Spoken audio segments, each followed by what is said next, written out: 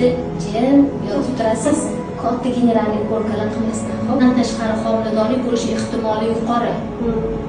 O'shaning uchun ham biz har doim aytamiz, spiral qo'ydiribdi bo'ldi emas. Chunki spiral surunkali yallig'lash chaqiradi. Surunkali yallig'lash chaqirgandan keyin bachadonnayda o'tkazuvchanlik funksiyasi buziladi, fibrillar. O'shaning uchun sizni hozir paka yana 3 kundan keyin uzatib qilamiz. Xotirjam, ehtiyot qilib, chunki baribir bez organizmingiz ehtiyot qilganimiz ma'qulroq-da.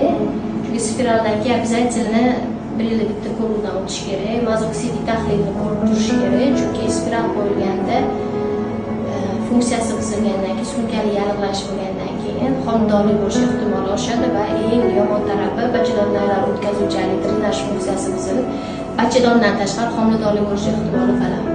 Tushunasizlar? Mana bunga asli umid hormoni o'sha homila bo'lish ehtimoli bor. Mana bu. Boyga qora. O'shaning uchun mana bugun chorshanba bo'lsa, payshanba, juma.